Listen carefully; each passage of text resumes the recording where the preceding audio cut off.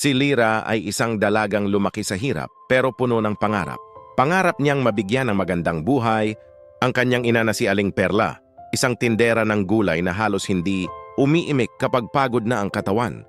Pero hindi alam ni Lyra na ang bawat ngiting ipinamumukha sa kanya ng ina ay pinapahiran lamang ng lakas, ng loob ang sakit na matagal na niyang tinitiis. May matagal ng sakit si Aling Perla, isang sakit na araw-araw niyang nilalabanan, hindi para sa sarili niya kundi para kay Lyra.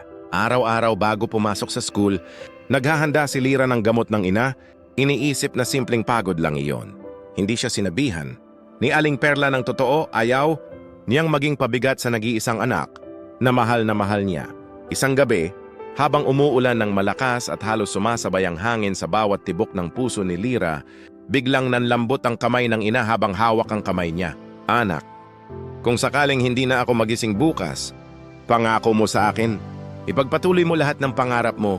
Napahagulhol si Lyra. Ne, huwag kang magsalita ng ganyan. Hindi mo ako iiwan. Hindi mo ako pwedeng iwan. Ngunit ngumiti lang si Aling Perla, isang ngiting puno ng pag-ibig, takot at pamamaalam. Kinabukasan, hindi na nagising si Aling Perla. Bumagsak ang mundo ni Lyra.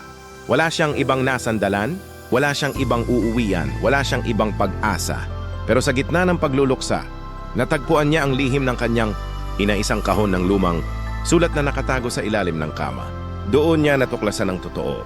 Matagal nang lumalaban si Aling Perla sa malalang karamdaman, pero pinili nitong manahimik para hindi siya maging pabigat.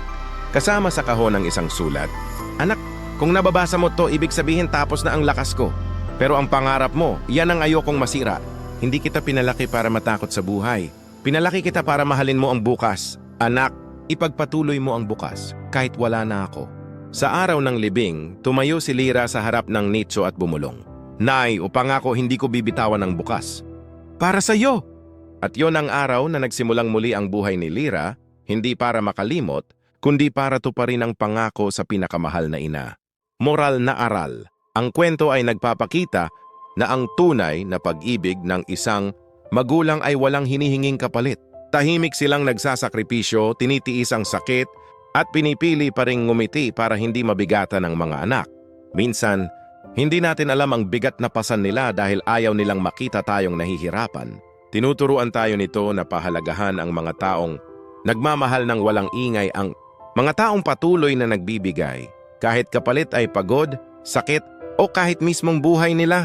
At kapag nawala sila, ang pinakamagandang paraan para masuklian ang pagmamahal nila ay ipagpatuloy ang mga pangarap na minsang ipinagdasal nila para sa atin. Ang pagmamahal ng magulang ay isang paalala na sa gitna ng kawalan, may lakas na nagmumula sa pag-ibig. At ang pag-ibig na iyan ay larawan ng pag-ibig ng Diyos, tapat, matatag at hindi nagmamaliw. Efeso 6:2-3. Parangalan mo ang iyong ama at ina, ito ang unang utos na may pangako upang gumanda ang iyong buhay at humaba ang iyong mga araw na ibibigay sa iyo ng Panginoon. Gustong makasave sa kanyang binibili? Bumisita sa Smart Save to Shop, ilalagay ko lang ang link sa comment section. Gustuhan mo itong video na ito, maaring mag-like, magkomento, ibahagi, malaking tulong na yun sa aming content creator. At sundan para updated ka sa nilalabas naming video. Forever bless, God bless you. Ingat!